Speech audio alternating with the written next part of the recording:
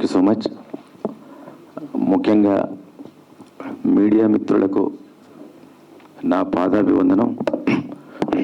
నా గొంతు పోయింది, ఏమనుకోవద్దు. నిజంగా మరి మీడియా నన్ను మీ బ్రదరు, మా జర్నలిస్టు, మా కులపోడు అనుకున్నారా, లేకపోతే ఈ చరిత్రని భుజాల మీద ఎత్తుకెళ్ళి తీసుకెళ్లాల్సిన బాధ్యత ఉంది అనుకున్నారా తెలియదు. కానీ మన మీడియా చేసిన సపోర్టు మాటల్లో చెప్పలేంది. ఈ సినిమాని అంటే మీడియా తలుసుకుంటే ఏం చేయగలదు అన్నట్టుగా ఇలా హనుమంతుడు గాక పర్వతాన్ని అలా లేపుకెళ్ళినట్టు ఆ సినిమాని అలా లేపుకెళ్ళి అలా శిఖరం మీద కూర్చోబెట్టింది మీడియా. ఈ మీడియాకు జన్మతా నేను రుణపడి ఉంటాను. తర్వాత ఈరోజు నేను ఎక్కువ గట్టిగా స్పీచ్ ఇవ్వదలుచుకోలేదు, అందరికీ కృతజ్ఞతలు చెప్పడమే. నాకు ఈ అవకాశం ఇచ్చి ప్రోత్సహించిన మా ప్రొడ్యూసర్ గూడూరు నారాయణ రెడ్డి గారికి నేను ఆజన్మంతా రుణపడి ఉంటాను. నా టెక్నీషియన్స్, మా డిఓపి రమేష్, నాకు యాజ్ ఏ డైరెక్టర్గా స్క్రిప్ట్ విషయంలో మిగతా విషయాల్లో టెన్షన్స్లో ఉన్నప్పటికీ నేను చేసే వర్క్కి, నేను చెప్పిన షాట్కి 100% న్యాయం చేయడం కోసం తను తాపత్రయపడుతూ ఈ సినిమాని ఈరోజు హాలీవుడ్ రేంజ్లో మీ ముందు చూపించడానికి అవకాశం ఇచ్చిన నా తమ్ముడు రమేష్ చాలా గొప్ప కెమెరామెన్ అవుతాడు, డౌటే లేదు. మేము ఇంతకుముందు కలిసి ఆర్కా మీడియాలో స్వర్ణ ఖడ్గం చేశాం. అప్పుడే నాకు అర్థమైంది తన టాలెంట్ ఏంటో. అందుకే ఈ సినిమాకి ముందు తనని నేను సెలెక్ట్ చేసుకొని నాకు ఉపయోగంగా మార్చుకున్నాను. తర్వాత భీమ్స్ గురించి ఇప్పుడు నేను ఏం చెప్పినా కూడా తక్కువే. తను ప్రాణం పెట్టి పనిచేశాడు. ఒక్కొక్క పాట ఇప్పుడు వినిపించాడు. ఎంత ఆవేదన ఉందో ఆ పాట పాడిన ప్రతి క్షణం, దాని గురించి పనిచేసిన ప్రతి క్షణం తను ఏడుస్తూనే చేశాడు, ఫీల్ అవుతూనే చేశాడు. తెల్లవారితే కాపీ అందించాలి, క్యూబ్కి వెళ్ళాలనే టెన్షన్లో మేమున్నా కూడా అర్ధరాత్రి 1 గంటకు నాకు ఒక చోట కోరస్ యాడ్ చేస్తే బాగుంటుంది సార్ అనిపించింది అని చెప్పి మళ్ళీ నైట్ కోరస్ సింగర్లను తీసుకొచ్చి 1 గంటకు కోరస్ యాడ్ చేయించి తెల్లవార్లు మాతో పని చేయించాడు భీమ్స్. అంతటితో ఆగకుండా నిన్న వాళ్ళ మానుకోట జిల్లా మహబూబాద్కి విజయయాత్రకు తీసుకెళ్తే అక్కడ యాక్షన్ కోడ్ ఉన్నప్పటికీ తండోపతండాలుగా జనం, థియేటర్స్ నిండిపోయి అక్కడ ఒక విజయయాత్ర జరిపించి సహకరించాడు. భీమ్స్, నువ్వు మామూలు వ్యక్తివి కాదు. మీ ఊర్లో చూశాను, ఊరంతా తన్ని ప్రేమిస్తుంది, అభిమానిస్తుంది. ఈరోజు తెలుగు సినిమా తల్లి కూడా తనని హక్కున చేర్చుకుంది. ఎక్కడో మారుమూల తాండాలో పుట్టిన భీమ్స్ ఈరోజు మనందరినీ మైమర్పించే మ్యూజిక్ చేశాడు. నా సినిమాని, మన సినిమాని నిలబెట్టాడు. Thank you so much Bheems. Next Tammiraju గారు ఇప్పుడు రాజమౌళి గారిది, మహేష్ బాబు గారి సినిమా చేస్తున్నారు. తమ్మిరాజు గారు నేను 1999 నుంచి ఆర్కే టెలి షోలో కలిసి పనిచేశాం.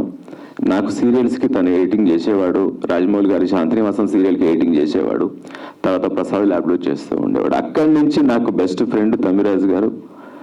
నా సినిమా చెప్పగానే ఇమీడియట్గా తను ఎంత బిజీగా ఉన్నా వచ్చి, అతను కూడా ఎడిటింగ్ చేశాను అయిపోయింది అనుకోకుండా మిక్సింగ్లో కూర్చొని, తర్వాత ఫస్ట్ కాపీ నైట్ అంతా కూర్చొని మాతో పాటే కూర్చొని క్యూబ్కి ఇచ్చేంత వరకు మాతో పాటే ఉండి సహకరించాడు. తమ్మిరాజు గారు థ్యాంక్ యూ సో మచ్. తర్వాత మాకు ఈ సినిమా చేస్తున్నప్పుడు కొంచెం కొత్త ప్రొడ్యూసర్స్ కాబట్టి 4 రకాలుగా మాట్లాడతారు కాబట్టి చిన్న డౌట్లు ఏమొస్తుంది ఎలా వస్తుంది అనుకున్న టైంలో మాకు నిరంజన్ అనే ఒక ఎడిటర్ మన టీజర్ కట్ చేశాడు. మీరు చూసిన టీజరు, ఆ టీజరు మీరు ఎంత బజ్ క్రియేట్ చేసిందో మీ అందరికీ తెలుసు. ఆ తెలుగులో కట్ చేసిన టీజరు భారతదేశం మొత్తం నేషనల్ ఛానల్స్లో కూడా డిబేట్స్ పెట్టే స్థాయికి తీసుకెళ్ళింది. అలాంటి టీజర్ని కట్ చేసి నాకు సహకరించింది Niranjan, editor Niranjan. Thank you so much. నువ్వు వెనుక పనిచేస్తావు తప్ప ముందు కనిపించావు. Thank you Niranjan. తర్వాత మా రాఘవ వి తమ్మారెడ్డి బాహుబలికి వర్క్ చేసేటప్పుడు నాకు ఆర్కేలో పరిచయం అయ్యాడు. తర్వాత నాకు స్వర్ణ ఖడ్గానికి గ్రాఫిక్స్ తానే చేశాడు. ఆ తర్వాత ఇప్పుడు సలార్కి చేశాడు. రాఘవ మనం ఇలా సినిమా చేద్దాం అనగానే తను ఎంత బిజీగా ఉన్న నైట్లో వచ్చి కూర్చొని నాకు వర్క్ చేసి ఈరోజు 1947-48 హైదరాబాద్ చాలా చోట్ల అక్కడే తీశారేమో, నిజంగానే 47-48లోనే తీశారేమో అనే విధంగా హైదరాబాద్ కనిపిస్తుంది. దానికి కారణం రాఘవ తన ఫ్రెండ్ రామ్నాథన్ తమిళను ఆరాటం ఎక్కువ, ఆవేశం ఎక్కువ, పని చేయాలనే ఆతృత ఎక్కువ. వాళ్ళిద్దరూ కలిస్తే ఒకరు పరిగెత్తిస్తారు, ఒకటి క్వాలిటీ కోసం పరిగెడతారు. వాళ్ళిద్దరు మంచి కాంబినేషన్ అనిపించింది. నాకు బాగా సహకరించారు. వాళ్ళిద్దరి సపోర్ట్ మీకు అర్థమవుతుంది. ఈరోజు ఈ సక్సెస్లో హైదరాబాద్ 1947 హైదరాబాద్ అంత బాగా కనిపించడానికి రీజన్ గ్రాఫిక్స్. వాళ్ళతో వర్క్ చేసిన దాదాపు ఎన్ని స్టూడియోలు 15 స్టూడియోస్ వర్క్ చేసినాయి. ఆ ఆవు ఫైట్ చూశారు మీరు. ఆ ఆవు ఫైట్ ఇరాన్లో జరిగింది. ఆ గ్రాఫిక్ వర్క్ ఇరాన్ని మాట్లాడుతూ డాలర్స్ అవన్నీ మనకెందుకంటే ఆ క్వాలిటీ అంత క్వాలిటీ రావాలని దానికోసం తాపత్రయపడి చేయించారు. అన్ని స్టూడియోస్కి నాకు తెలియవు, 15 నేమ్స్ తెలియవు. అన్ని స్టూడియోస్కి దాదాపు 89 మంది ఆర్టిస్టులు పనిచేశారు. వాళ్ళందరికీ నా ధన్యవాదాలు. Next Tirumala art director, Tirumala fine art student, ఇంతకుముందుకు బలగం చేశాడు. నాకు అంత పరిచయం లేదు. అంతకుముందు మా మేనేజర్ రాము తీసుకొచ్చి పరిచయం చేశాడు. చేసిన తర్వాత తను అంటే ఆర్ట్ డైరెక్టర్ అంటే మామూలుగా తను సెట్ చేసి వెళ్ళి మామూలుగా ఇంతకుముందు నేను చేసిన ప్రాజెక్ట్స్లో అంటే వాళ్ళు బాగా చేయలేదని కాదు, సెట్ వేసిన తర్వాత మార్నింగ్ డైరెక్టర్ వచ్చిన తర్వాత డైరెక్టర్ వచ్చిన తర్వాత ఒకసారి సెట్ మొత్తం చూసుకున్నాక వాళ్ళు వెళ్ళిపోతాయి, కనిపించరు. కానీ తిరుమల అలా కాదు. డే అండ్ నైట్ వాళ్ళ సెట్ బాయ్స్తోనే పడుకొని, వాళ్ళ సెట్ అసిస్టెంట్స్తోనే పడుకొని, షూటింగ్లోనే కూర్చొని, నేను సినిమా 90 days షూటింగ్ చేస్తే అతను 200 days లొకేషన్లోనే ఉన్నాడు. ఆ విధంగా నాకు తిరుమల మంచి హెల్ప్ చేశాడు. Thank you Tirumala, thank you so much, thank you. తర్వాత thank you very much sir for giving this opportunity. Thank you all. తర్వాత సుద్దాల అశోక్ తేజ గారు ఒక 3 ఆనిముత్యాల లాంటి పాటలు రాశారు. మీకు తెలుసు. నేను అమరవీరుల పాట, ఆ పాట డే 1 సినిమా స్క్రిప్ట్ అనుకున్నప్పుడే ఆ పాట నేను ఆయనకి చెప్పెట్టాను. అయితే సినిమా నిడివిలో ఎక్కడ అది రాదు. సినిమా డ్యూరేషన్లో నా కథలో ఆ పాట లేదు కాబట్టి దాన్ని పక్కకు పెట్టి తర్వాత చేద్దామన్నా అని చెప్పా. దానికి ముందు ఆ జెండా పాట పరకాల సాంగ్, ప్రాణం గడ్డిపోచ అనుకో, ప్రాణం గాజు పెంకు అనుకో అనేది, పాదాన ముళ్ళు గుచ్చితే అని, ఈ 2 పాటలు ప్రాణం పెట్టి రాసి ఆయనకు ప్రాణం పెట్టాల్సిన అవసరం లేదు. ఆయన ప్రాణంలోనే పాట ఉంది, ఆయన ఆత్మలోనే పాట ఉంది. అలవోకగా వచ్చింది. ఆ తర్వాత ఇంకా చివరికి అమరవీరుల సాంగ్ జాయిన్ చేద్దాం అనుకున్నప్పుడు ఒకరోజు ఈరోజు చెప్పాను నాకు ఇలా కావాలి అని చెప్పాను. నెక్స్ట్ డే కల్లా పాట వచ్చింది. మళ్ళీ నైట్ పడుకొని వింటున్నప్పుడు అన్న నాకు ఇది ఒక్కటి యాడ్ చేస్తే బాగుండు, నిద్రపోయి ఉంటారు, నేను ఇప్పుడు లేపి చెప్పలేను అని మెసేజ్ పెడితే 10 నిమిషాలు అది యాడ్ చేసి నాకు మళ్ళీ మెసేజ్ వచ్చేసింది రాత్రి 12 గంటలకు. సో అలా సహాయం చేసిన సుద్దాల అశోక్ తేజ గారికి. తర్వాత నా తమ్ముడు కాసర్ల శ్యాము నేను మాకు మ్యారేజ్ అవ్వక ముందు వరకు నా రూమ్లో కూర్చొని అలా ఎదగాలి ఇలా ఎదగాలి అని అంటుండే వాళ్ళం. మా సత్యం మేమందరం కూర్చుంటుండే వాళ్ళం, నా రూమ్లో కూర్చొని మాట్లాడుకుంటుండే వాళ్ళం. ఫస్ట్ జయ గారు మా శ్యామ్కి అవకాశం ఇచ్చినప్పుడు మన జర్నలిస్ట్ జయ గారు చాలా ఆనందంగా ఫీల్ అయ్యి నా రూమ్లో కూర్చొని మేము పార్టీ చేసుకున్నాం.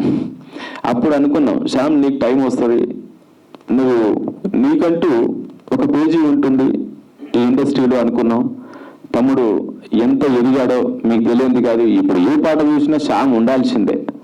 శ్యామ్ కలం నుంచి పాటలు వరదల్లా వెళ్ళిపోతుంటాయి. శ్యామ్ నాకు బతుకమ్మ పాట రాశాడు. ఆ బతుకమ్మ పాట ఎంత బాగా పాపులర్ అయిందో మీ అందరికీ తెలుసు. కొందరు ఆ బతుకమ్మ పాట వచ్చినప్పుడు మా బతుకమ్మ అలా ఉండదు కదా, ఇలా ఎగురుతూ ఉంటుంది కదా, అలా దూకుతూ ఉంటుంది కదా అనుకుంటారు.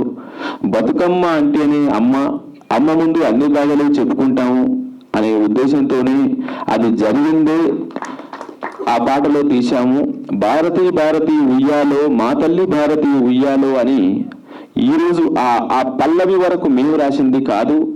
అప్పటి పోరాట యోధులే బతుకమ్మ దగ్గర ఆ మాటతో ఆ పాట పాడి, భారతదేశమా మమ్మ ఆదుకో తల్లి, మమ్మల్ని ఈ కష్టాల నుంచి తప్పించి మీ ఒళ్ళో చేర్చుకో తల్లి అని వాళ్ళు పాడిన పాట. ఆ పల్లవిని అక్కడి నుంచే తీసుకొని చరణాలు మేము యాడ్ చేసుకున్నాం. కాబట్టి ఎవరో కొందరు మూర్ఖులు అనుకున్నట్టు అలాంటి పాట కాదు. అంటే భారతదేశంలో ఏదో పార్టీ ఉంది, ఆ పార్టీ కోసం తీశారు. పచ్చ బ్యాచ్ ఉంటుంది, అంటే పచ్చ కమర్ల బ్యాచ్, అలాంటి పాట కాదు. అది నిజంలోంచి పుట్టిందే. తర్వాత ఆ పాటని సుచిత్ర చంద్రబోస్ గారు ఎంత బాగా అంటే, మాకు బతుకమ్మ అంటే బతుకమ్మతో కూడుకున్న గౌరమ్మ అంటే అమ్మవారు. సో బతుకమ్మ పాటలో మా దగ్గర సుట్కాముడు అంటారు. అంటే చప్పట్లు కొడుతూ చుట్టూ తిరుగుతూ పాడేదాన్ని సుట్కాముడు అంటారు.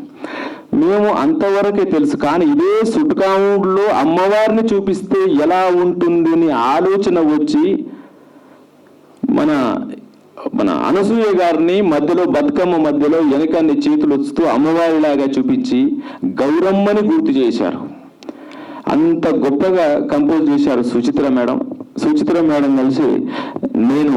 తను డైరెక్టర్గా, నేను కో డైరెక్టర్గా మా రాఘవేంద్రరావు గారి పర్యవేక్షణలో పల్లకిలో పెళ్లి కూతురు సినిమా చేశాం. అప్పటి నుంచి నాకు మేడంతో మంచి సాన్నిధ్యం ఉంటుంది. ఈ సినిమాకు ఫుల్ సపోర్ట్ చేసి నిన్న కూడా సినిమా చూసి వచ్చి తను ఫీల్ అయింది వీడియో చేసి పంపారు మేడం. Thank you madam. తర్వాత పాదాన ముందు కూర్చుతే అనేది స్వర్ణ మేడం.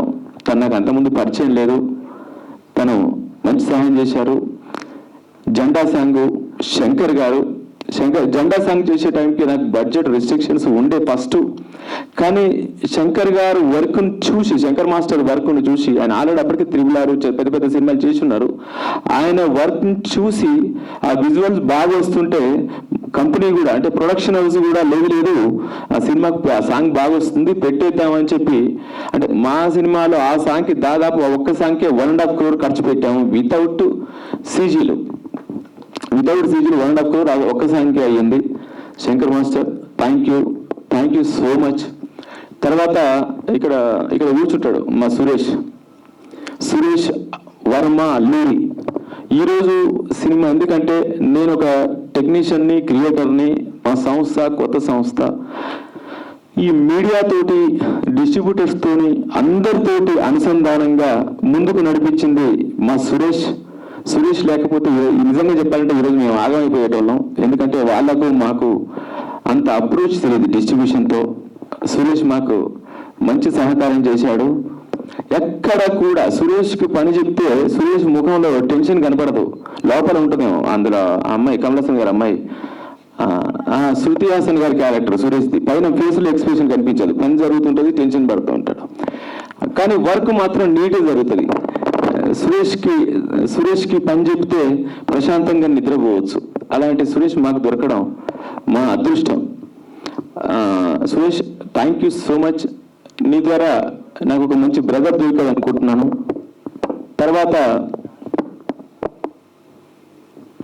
తర్వాత మా పూజ కాస్ట్యూమ్ డిజైనర్.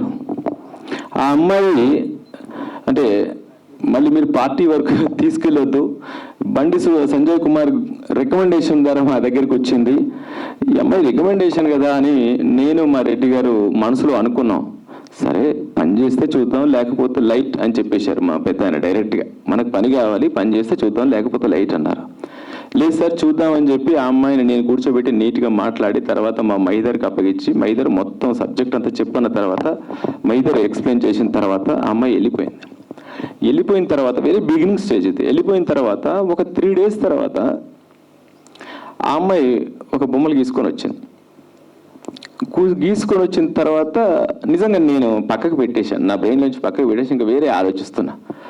మా మైదర్ కొంచెం ఎక్స్ప్రెషన్ బ్రెయిన్ ఎక్కువ, అంటే అబ్బా భలే ఉంది సార్ అని చెప్తాడు కదా, అది కొంచెం ఎక్కువ ఉంటుంది మైదర్కి.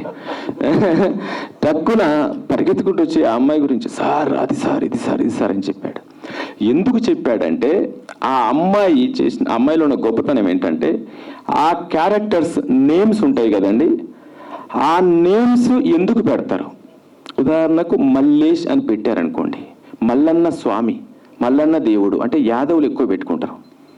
బసవ అని పెట్టుకున్నారనుకోండి, శివుడికి సంబంధించిన వాళ్ళు పెట్టుకుంటారు. ఆ అమ్మాయి అందులోకి వెళ్ళిపోయింది. ఫస్ట్ అమ్మాయికి హిస్టరీ తెలీదు, వెళ్ళిపోయి ఇలా ఉంటే ఎలా ఉంటుంది సార్ క్యారెక్టర్స్, మనకు వాళ్ళ తెలియదు కదా, వాళ్ళు కొన్ని సంవత్సరాల క్రితం పుట్టినోళ్ళు కదా అని ఒక రీసెర్చ్, ఆ అమ్మాయి నాలెడ్జ్లో ఆ రీసెర్చ్తో మన దగ్గరికి తీసుకొని వచ్చింది. సో అప్పుడు నాకు అర్థమైపోయింది ఈ అమ్మాయి పనిచేస్తుంది. ఇంకా ఎక్కడ అప్పుడు మా రెడ్డి గారికి చెప్పి అవసరం లేదండి, పూజ మన అమ్మాయి చేస్తుందని చెప్పాను. ఈరోజు నాకు ఈ సినిమా ట్రైలర్ వచ్చినప్పుడే ఒక 4-5 ఫోన్లు, ఫస్ట్ ఫోన్స్ నిజానికి పూజ గురించే వచ్చినాయి. ఆ అమ్మాయి బాగా చేస్తుందట ఎవరు అని చెప్పారు. ఆ అమ్మాయి ఆల్రెడీ ఏం చేస్తున్నావు, సోనీకి ఒక వెబ్ సిరీస్ చేస్తుంది, ఇంకో 2 కట్చీఫ్ వేశారు, నాకు ఎవరు వేయట్లేరు, అమ్మాయికి వేశారు ఆల్రెడీ. కాబట్టి thank you Pooja, thank you. మా సతీష్ రగ్గుబట్టుకొచ్చాడు, థ్యాంక్ యూ. కూర్చున్నాను. అలా పూజ నాకు మంచి సపోర్ట్ చేశారు. తర్వాత మా అసిస్టెంట్ ఎడిటర్ తారక్, మా మెయిన్ బాగా ఒక అబ్బాయి గురించి చెప్పాలి, మస్తాన్ బీమ్స్ దగ్గర సౌండ్ ఇంజనీరు, ఎంత టాలెంటెడ్ అంటే ఆ అబ్బాయిని చూడగానే పెద్ద మ్యూజిక్ డైరెక్టర్ గురించి వస్తాడు. ఎవరంటే నాన్న అంటారు కదా పెద్ద ఆయన, ఒక ఆయన మ్యూజిక్ డైరెక్టర్, ఆయనలాగా వందే మాత్రం గారిలాగా ఇతను sir sir sir sir sir sir అంటాడు. అంత సాఫ్ట్గా ఉంటాడు ఆ అబ్బాయి, sir sir sir sir sir అంటాడు.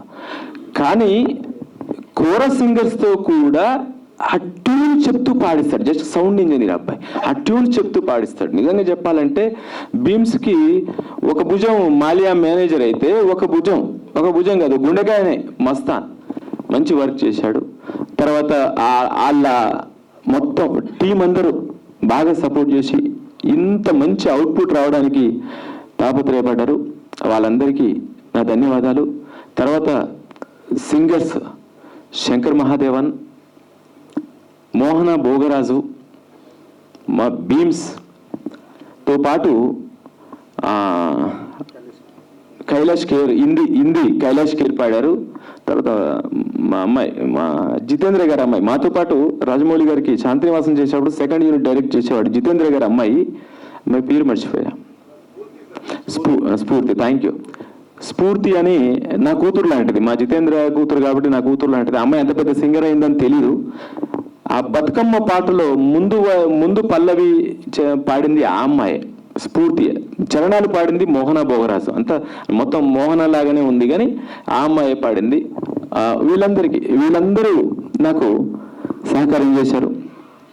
తర్వాత నా ఆఫీస్లో మా అకౌంటెంట్ శ్రీకాంత్, మిగతా ఫ్రెండ్స్, ఆఫీస్ బాయ్స్ అందరు తర్వాత నెక్స్ట్ ఇప్పుడు మీ కళ్ళ ముందు కనిపించే వాళ్ళు, మనల్ని ముందుకు నడిచే వాళ్ళు, మా గురువు గారు అనేవాళ్ళు, ఎవరైనా ఆర్టిస్టు కొంచెం ఫేస్ డల్గా ఉన్నా కూడా మమ్మల్ని తిట్టేవాళ్ళు. ఎందుకంటే తర్వాత ఇప్పుడు ప్రశాంతంగా చెప్పారే, మన ముఖం ఎవరు చూడరా, 100 సినిమాలు చేసినా వేస్ట్, వాళ్ళ ముఖం చూస్తేనే సినిమాకి వస్తారు. ఆ సినిమాలో వాళ్ళ ఎక్స్ప్రెషన్ కరెక్ట్ ఉంటేనే ఆ సినిమా ఆడుతుంది, ఆ సినిమా ఆడితేనే మనకు లైఫ్ ఉంటుంది, ఇంకో సినిమా వస్తుంది. కాబట్టి ఆర్టిస్టులని చంటి పిల్లల్లాగా చూసుకోవాలి అనేది మా గురువు గారి ఆలోచన. ఎప్పుడు మీరు అబ్జర్వ్ చేశారో లేదో, రాఘవేంద్రరావు గారి టీంలో చాలా మంది తెలిసే ఉంటుంది, ఏ ఆర్టిస్ట్ ఫీల్ అయింది ఆయన 108 సినిమాల చరిత్రలో లేదు అసలు. ఒక్క ఆర్టిస్ట్ అంటే ఒక ఆర్టిస్ట్ ఇతను డైరెక్టర్ గారి కారణంగా ఫీల్ అయ్యాను అని. ఆయన నేర్పించిన విద్య ఇప్పుడు వీళ్ళందరూ నా ఫ్రెండ్స్ అయ్యారు. పేరు పేరున మహేష్, సంజయ్, శ్రీనివాస్ గారు, హరిచంద్ర గారు, సార్ పేరు మర్చిపోయాను, సురేష్ గారు, మా ఇంద్రజ గారు, రాజర్జున్ గారు, తర్వాత కేతన, మా సత్యం మావాడే మా అన్నాడు, కేశవ్ గారు, చలపతిరాజు గారు నా ఫ్రెండు, తర్వాత మా చైతన్య, శివం, గిరి, సతిన్ శ్రేయాస్, యాట, మా అశోక్ రెడ్డి, మా రమణ, వీళ్ళు కాకుండా మా శ్రీవాణి, తర్వాత ఇది బైరాన్పల్లిలో వీళ్ళు, గుండ్రాంపల్లి, అందరూ మర్చిపోయినాయి, ప్రేమ గారు, బాబీ సింహ గారు, తులసి గారి దగ్గర డెలివరీ యుక్త. అది ఒక్కరేంటంటే వీళ్ళందరూ కూడా ఈ సినిమా కోసమే పుట్టారా అనిపిస్తుంది. ఈ సినిమా కోసమే పుట్టారేమో, ఈ సినిమా కోసమే దేవుడు వీళ్ళని పుట్టించాడేమో అనిపిస్తుంది. నిజంగా నేను పడ్డ కష్టం తక్కువనే భయ్యా, వాళ్ళు పడ్డ కష్టమే ఎక్కువ. వాళ్ళు ప్రతి ఒక్కరు ఇలా ఒక్కరిని చూపించడానికి లేదు. మహేష్, ప్రభాస్ గారి సినిమా నెక్స్ట్ ఉంది, ఇక్కడ నేను మిసాల్ తీసేయాలి, క్యారెక్టర్ పోద్ది అక్కడ. మారుతి గారు డేట్స్ ఇచ్చేశారు, ఒక్క మాట చెప్పలేదు, మొత్తం మీసాలు కట్ చేసి సీన్ అంతా అయిపోయిన తర్వాత ఈవినింగ్ సార్ నాకు కంటిన్యూటీ సార్ అంటున్నాడు. మొత్తం మీసాలు తీసేసాను. మారుతి గారిది ఓపెనింగ్ రోజే ప్రభాస్ సార్తోనే తన కాంబినేషన్. అక్కడికి వెళ్ళిన తర్వాత మీసాలు మారుతి గారికి, నిన్న మీసాలతో వచ్చావు కానీ లుక్ టెస్ట్కి అంటే ఆ సినిమాకి తీసేసాను సార్ అన్నారు. అన్న తర్వాత సరే అలా అంత ఇన్వాల్వ్ అయిన తర్వాత అక్కడ మారుతి గారు కూడా నాకు మళ్ళీ డేట్ కావాల్సి వచ్చింది. ప్రభాస్ గారిని ఒప్పించి మళ్ళీ మధ్యాహ్నం ఫిలిం సిటీకి రావాలి కాబట్టి మధ్యాహ్నానికే ప్రభాస్ గారి కాంబినేషన్లో మహేష్ సీన్ ఉన్నప్పటికీ మారుతి గారు ఇమీడియట్గా వెళ్ళలేదు. ఆ సినిమా పెద్ద కాంబినేషన్ అంటున్నారు, వెళ్ళు మహేష్ మనం ఇంకొక రోజు పెట్టుకుందామని ప్రభాస్ గారిని రిక్వెస్ట్ చేసి ఆపి మహేష్ని పంపిస్తే మళ్ళీ ఆ సినిమా పూర్తి చేసి తర్వాత ఏదో పెట్రోల్ మిస్సాలతో ఏదో మేనేజ్ చేశాడు. అట్లా తర్వాత సంజయ్ నాకు తిరుమల పరిచయం చేశాడు. సంజయ్ తిరుమలతో పరిచయం, తన క్యారెక్టర్ని బైరాన్పల్లిలో బాగా చేశాడు. శ్రీనివాస్ గారు పోలీస్ ఆఫీసర్, ఆయన పోలీస్ ట్రైనరు. ఆయన పూర్తిగా ఈ క్లైమాక్స్లో వచ్చే వాకింగ్ మొత్తం కూడా, మిలిటరీ వాక్ మొత్తం కూడా అతని దగ్గర నుండి చూసుకున్నాను. నాకేం తెలియదు, నేను అంత చదువుకోలేదు కాబట్టి ఆయనే దగ్గరుండి చూసుకున్నారు. సార్ థ్యాంక్ యూ అండి. మా హరిచంద్ర గారు ఇందులో నిజాం వైఫ్, ఆ అమ్మాయి అనుశ్రీయ త్రిపాఠి గారికి ఆయనే ఒక 2 years ఆవిడకు ఏ భాష రాదు, ఏమీ తెలీదు, హిందీ తప్ప. ఇతనే తయారు చేశారు ఆవిడని ఆర్టిస్ట్గా. తర్వాత అతను బాహుబలి నుంచి బాగా ఫేమస్ అయ్యారు. ఎప్పటి నుంచో స్టేజ్ ఆర్టిస్ట్ కూడా. ఇవే మాట్లాడతారు మా ఊర్లో, అంతకంటే ఏమి తెలియదు వాళ్ళకి. పల్లెటూరు మాది, ఉత్తటూరు అని యాదాద్రి భువనగిరి జిల్లాలో ఉంటుంది, రామన్నపేట మండలం. సో అంటే చూడండి, భూపాల్లో పుట్టి బాగా తాపత్రయంతో యాక్టర్ అవ్వాలని ప్రిపేర్ అయిపోయి తర్వాత ముంబై వచ్చి ఒక 20 సంవత్సరాలు కష్టపడి, ఒక తాపత్రయం ఉంటే మనల్ని వెతుక్కుంటూ వస్తుంది ఎప్పుడైనా ఆ పని. మన క్రమశిక్షణతో దాని మీదనే మనసు పెడితే. ఈరోజు రాజార్జున్ గారు నిజంగా ఇద్దరు గన్మెన్స్ పెట్టుకుని తిరగాల్సిన పరిస్థితి ఉంది. ఎవరో ఒకరు కొడతారు, అరే కాశీరాజు ఇన్ని తప్పులు చేసేవారా అని. నిజంగా ఎంత అంటే అతను కనిపిస్తే వెంట్రుకలు లెక్కపడుస్తాయి, అతను చూస్తే వెంట్రుకలు లెక్కపడుస్తాయి. అతను కూడా ఇంతసేపు ఇతను ఇంకోటి ఏంటంటే డేంజర్ ఏంటంటే అతనే కాదు, అతను పక్క ఆర్టిస్ట్ బాగా చేయకపోయినా నచ్చదు, దానికి నేర్పిస్తాడు. పక్కెళ్ళి నేర్పించి ఇది నేర్పించేసి ఆడితో కలిసి చేస్తుంటాడు. సినిమా కోసం, సినిమా సీన్స్ కోసం తాపత్రపడడం ఒకెత్తు. ఈ సక్సెస్ స్టోరీలో తిరుగుతుంటే కార్లో కూర్చొని ఆయన పక్క కూర్చున్న వాళ్ళు చంపుతూ స్క్రిప్ట్ రాసుకొని, अब मैं क्या बोलूं, ये गांव क्या है, సిద్దిపేట, కైసా బోల్నా, అరే మొత్తం ఏ ఊరికి వెళ్తే ఆ ఊరు తెలుసుకోవడం, దాన్ని హిందీలో ట్రాన్స్లేట్ చేసుకోవడం, ఆ ఊర్లో తెలుగులో స్పీచ్ ఇచ్చి ఆ ఊరు ప్రజల గురించి మాట్లాడడం. అంటే తాపత్రయం చూడండి, నేను రీచ్ అవ్వాలన్న తాపత్రయం. అది ఆ తాపత్రయం ఉంటే ఏ కెరీర్లోనైనా నో డౌట్ ఒక రోజు లేట్ అంతే, ఒక రోజు 2 రోజులు లేట్ అంతే, బట్ అది సాధిస్తాం. అది భూపాల్ నుంచి వచ్చి బాలీవుడ్లో ఎదిగి ఈరోజు మన టాలీవుడ్లో ఒక అమరీష్ పురి తర్వాత అమరీష్ పురి తర్వాత బాలీవుడ్ వచ్చిన ఆర్టిస్టులు నెక్స్ట్ బాలీవుడ్ నుంచి వచ్చిన టాలీవుడ్ని ఏలబోతున్న ఆర్టిస్ట్ ఎవరంటే మా రాజార్జున్ గారు. Thank you sir, thank you so much, thank you. తర్వాత ఇంకా అనసూయ గారు, ప్రేమ గారు, మా బాబీ, వేదిక, మకరం దేశపాండే. మకరం గారు కూడా అంతే, స్టేజ్ ఆర్టిస్ట్. ఆయన నిజాం స్టిక్లో ఉన్నది డైమండ్, అది డైమండ్తో కూడిన స్టిక్ ఇస్తే దీన్ని ఏం చేస్తే బాగుంటుంది అని ఆలోచిస్తుంటే టక్కున గోకుంటాను సార్ అన్నాడు. ఏంటి అన్న? గోకుంటాను సార్ అన్న. గోకు అన్నాను. నేను ఇక్కడ గోకోమని చెప్పాను, షార్ట్ అయ్యే టైంకి ఇట్లా గోకుంటూ కూర్చున్నాడు కాలుకు. అంటే దీన్ని ఇంకా దిగజార్చాలి వాడికి, అంటే సారీ వాడి కాదు, నిజాం రాజుకి అంత పెద్ద డైమండ్ కూడా కాలు గోక్కోవడానికి ఉపయోగించాడు అనేది రిజిస్టర్ అవ్వాలి అని నేను వీపు గోక్కోమని చెప్పేట నిజానికి అతను కాలు గోక్కుంటూ కూర్చున్నాడు. అంటే చూడండి తాపత్రయం ఎలా ఉంటుందో. తర్వాత తేజ్ సప్రో గారు, అంత పెద్ద ఏజ్, మేబీ 70 years ఉండొచ్చు తేజ్ సప్రో గారికి, 60-70 years ఉంటాయి. మార్నింగ్ 6కి ప్రాస్థెటిక్ మేకప్లో రెడీ అయ్యి ఆ ముక్కుల్లో, మరి మనకు ముక్కులో కాసేపు ఏదైనా తగిలితేనే ఇది ఉంటుంది, ఆ ముక్కులో పైప్స్ పెట్టుకొని ముక్కులో ఇంత లావు చేసుకొని ఇవన్నీ ఇంత చిక్ చేసుకొని ఓ రోజు 11 అయినా అట్లే కూర్చున్నాడు చేశాడు. ఆయనలో కూడా సర్దార్ పటేల్ తప్ప తేజ్ సప్రో గారు కనిపించలేదు. అట్లా అందరూ ఇప్పుడు ఎంత ఏంటంటే కూలీలందరూ రాళ్ళు మోస్తే మనకు పేరు వచ్చినట్టు, మనం ఆ ఇంట్లో కాపురం చేసినట్టు వీళ్ళందరూ పనిచేస్తే కదా ఈరోజు ప్రొడ్యూసర్కి, డైరెక్టర్కి ఇంత పేరు వచ్చింది. వీళ్ళందరూ లేకపోతే ఈ సినిమా లేదు కదా.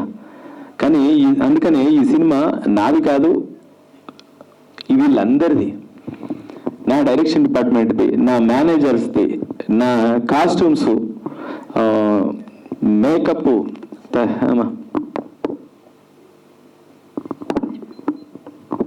మేకప్, కాస్ట్యూమ్స్, ఇలా ఆల్ 24 క్రాఫ్ట్స్ నాకు హెల్ప్ చేసిన. ఇక్కడ ఇంకోటి ఏంటంటే ఎక్కడ హిందూ ముస్లిం ఇలాంటివి ఏమీ లేదు, సంబంధం లేనే లేదు. నేను చాలా 100 సార్లు చెప్పాను, ఇది మత చరిత్ర కాదు, కేవలం గత చరిత్ర అని. ఎందుకు చెప్పాల్సి వస్తుందంటే 1-2 సార్లు అనవసరంగా ఒక క్రియేటర్ని, ఒక జర్నలిస్ట్ని అయిన నన్ను ఒక మతంలోకి లాగొద్దు, ఒక పార్టీలోకి లాగొద్దు. నాకు ఆ పార్టీకి సంబంధం లేదు, నాకు ఆ మతంతో సంబంధం ఉంది. ఆ మతంతో కూడా నా ఫ్యామిలీలో ఆ మతం ఉంది, నేను ఈ పార్టీలో లేదు. నేను ఒక క్రియేటర్ని, నా ప్రాంత చరిత్రను చెప్పడం కోసం ప్రయత్నం చేశాను. సముద్రం అంత చరిత్రలో చెంచా నీటిని మాత్రమే మీకు చూపించగలిగాను. దాన్ని మతపు కోణంలోకి తీసుకెళ్ళి అడుగున తొక్కేసి ఇప్పటిదాకా ఆ చరిత్రను తొక్కినట్టు ఈ సినిమాను కూడా తొక్కేయొద్దు. కానీ కొందరు ఎక్కడో మోటివేట్ అవుతున్నారు. కానీ ఇప్పుడు నేను దాదాపు 6-7 జిల్లాలు తిరిగాను మొత్తం. అన్ని చోట్ల 90% వెళ్తుంది. సెకండ్ వీక్ వచ్చినాక కూడా అది చూసిన ప్రతి ఒక్కరూ చాలా గొప్పగా మాట్లాడుతున్నారు తప్ప ఒక్కరు కూడా మాట్లాడలేదు, రాంగ్ మాట్లాడలేదు. ఇలా అందరూ ఈ సినిమాని ఆదరిస్తున్నారు. ఈ సినిమాని ఇంత చేయడానికి ప్రొడ్యూసర్కి నాకు అనుసంధానంగా ఉన్నది మా అంజిరెడ్డి గారు, ఎగ్జిక్యూటివ్ ప్రొడ్యూసర్. ఎందుకంటే మీకు తెలియదు కాదు, ప్రొడ్యూసరు డబ్బులు ఒక్కొక్కసారి అందుతాయి, ఒకసారి అందవు, చికాకు పడుతుంటాడు, ఏదో వస్తుంటాయి. అట్లాంటిది చాలా తక్కువ సందర్భాలు వచ్చినాయి. ఇటు క్రియేటివ్ సైడ్ నాకు సరిగ్గా అనుకున్నది రాకపోతే నాకు చికాకు వస్తుంటుంది. ఇలాంటి సందర్భాల్లో కూడా తను కొత్త అయిన మన ఇండస్ట్రీకి మధ్యలో ఉండి అక్కడక్కడ ఇక్కడ ఉంటూ నీట్గా ప్రాజెక్టు జరగడానికి సహకరించాడు అంజిరెడ్డి గారు. Thank you so much. తర్వాత సినిమా రిలీజ్ అయిన తర్వాత మారుతి గారు ఇక్కడే సినిమా చూసి మా డైరెక్టర్స్ అసోసియేషన్కి షో చేశాను. వచ్చి అసోసియేషన్ మొత్తం చూసి మారుతి గారు గర్వంగా ఫీల్ అయ్యి, మిగతా వీరశంకర్ గారు, మిగతా డైరెక్టర్స్ అనిల్ అందరూ గొప్పగా ఫీల్ అయ్యి సినిమాని ముందుకు నడిపించారు. వాళ్ళందరికీ నా ధన్యవాదాలు. పెద్దయినా నాకు తండ్రి లాంటి వాడు మా రాజమౌళి గారు ఫాదర్ అంటే నాకు ఫాదరే. ఆయన విజేంద్ర ప్రసాద్ గారు ఇప్పుడే 11 గంటలకు చెప్తే 11 గంటలకు వచ్చి ఆయన ఆశీర్వదించి వెళ్ళారు. విజేంద్ర ప్రసాద్ గారికి మీకు తెలియదు కాదు, మా గురువు గారు రాఘవేంద్రరావు గారికి. తర్వాత నా సొంత అన్నలాంటోడు దేవినేని ప్రసాద్, శోభు యార్లగడ్డ, ఆర్కా మీడియా ప్రొడ్యూసర్స్, వాళ్ళు ఎప్పుడు నాకు అన్నలేని లోటు తీరుస్తూ నాకు అండగా ఉన్నారు 20 సంవత్సరాలుగా వాళ్ళకి. తర్వాత ఇది చూడగానే మా సివి రావు గారు అన్నపూర్ణ నుంచి సినిమా చూసి ఏంటి సార్ ఏదో సినిమా జరుగుతుంది మా అన్నపూర్ణ స్టూడియోలో అనుకున్నాను, మా నాన్న చెప్తుంటే ఇంత అనుకోలేదని చెప్పి తను సినిమా చూసి వాళ్ళ అబ్బాయిని తీసుకెళ్ళి వాళ్ళ అబ్బాయికి కూడా చూపించి వాళ్ళ అబ్బాయి బీటెక్ చేశాడు అనుకుంటా, సెకండ్ ఇయర్. ఆడికి సినిమా నచ్చి నైట్ అంతా నా ఇంటర్వ్యూ చూసుకుంటూ కూర్చున్నాడు ఎవరి డైరెక్టర్ అని ఆ కుర్రాడు. సో సివి రావు గారు అబ్బాయి అన్నపూర్ణ. తర్వాత సివి రావు గారు ఇమీడియట్గా ట్వీట్ చేసి ఇండస్ట్రీ పెద్దవాళ్ళందరికీ ఈ సినిమా మీరు చూడాల్సిందే అని ఫోన్ చేసి చెప్పారు ఆయన. తర్వాత సుమ గారు సినిమా చూసి రాజు భయ్య మాకు దాదాపు 20 ఏళ్ళ రిలేషన్ మాది. సుమ గారు టీవీ సీరియల్స్లో యాక్టింగ్ చేసేటప్పటి నుంచి రాజు మేమందరం కలిసేటప్పటి నుంచి మేము ఒక ఫ్యామిలీ రిలేషన్. సినిమా చూసి తిరుపతి వెళ్తూ ఆవిడ నా ఫోన్ నేను సిద్దిపేటలో నేను కరీంనగర్లో సక్సెస్ టూర్లో ఉన్నాను. తన సినిమా చూసి ఇమీడియట్గా ఫోన్ చేస్తే ఒక 4 సార్లు రాజు భయ్య తను ఫోన్ చేసి సుమ గారు అన్న గొప్ప మాట ఏంటంటే యాటా గారు మీరు కనిపిస్తే 2 కాళ్ళు మొక్కాలనుంది. నిజంగా ఆ మాట అన్నందుకు ఆవిడ కాళ్ళు 10 సార్లు మొక్కాలి. ఎందుకంటే అంత సినిమా చూసి చరిత్రను అర్థం చేసుకొని ఆ మాట అనాల్సిన అవసరం చాలా బాగుంది యాటా గారి సినిమా కీపిటప్ అని అనొచ్చు నన్ను అంతే, కానీ ఆవిడ గొప్పతనం అది ఆ సినిమాని అర్థం చేసుకొని ఆ మాటని మా రాజీవ్ భయ్య సుమ గారు దాదాపు 1/2 అవర్ మాట్లాడి అప్రిషియేట్ చేశారు. ఇలా ప్రతి ఒక్కరు నేను ఇంకెవరినైనా మర్చిపోయానేమో. తర్వాత నా ఫ్రెండ్ ఉంటాడు గుత్తా వెంకటేశ్వరరావు అని కార్తీక దీపం ప్రొడ్యూసర్. తను అసలు ఎక్స్ప్రెసివ్ కాదు నాలాగా, నేను నవ్వు రాదు ఏడుపు రాదు ఏమి ఊరుకుని అట్లా చూసి గమ్మున ఉంటాడు అట్లా. ఆ సినిమా చూసాడట. నేను ఇక్కడ ఆ రోజు వరంగల్ టూర్లో ఉన్నాను. ఫోన్ చేస్తున్నాడు. నేను లిఫ్ట్ చేయకపోతే మా ఆవిడకి ఫోన్ చేసి అర్ధగంట మాట్లాడి మీ ఆయనకు చెప్పమ్మా ఎక్కడ దొరికినా కాలు మోపుతా, ఇదే పదం. ఆయనలో ఉన్న సరస్వతికి నేను కాలు మోపుతా, ఆయన వర్డ్ ఇది అన్నట్టు అని అని మళ్ళీ నాకు ఇప్పుడు 12కి ఫోన్ చేసి మళ్ళీ 1 అవర్ మాట్లాడాడు. ఇట్లా ఎవరిని కదిపినా ఎవరు సినిమా చూసినా వాళ్ళ ఆనందాన్ని వ్యక్తపరుస్తూ ఈ సినిమాని పొగుడుతుంటే ఈ సినిమా వెనక ఆ పోరాట యోధుల ఆత్మలు ఉండి మమ్మల్ని ముందుకు నడిపించాయేమో అనిపిస్తుంది. అందుకనే ఈరోజు ఇంత గొప్పగా మీ ముందుకు వచ్చింది. No doubt next month first week నార్త్లో రిలీజ్ అవుతుంది, ఓవర్సీస్లో రిలీజ్ అవుతుంది.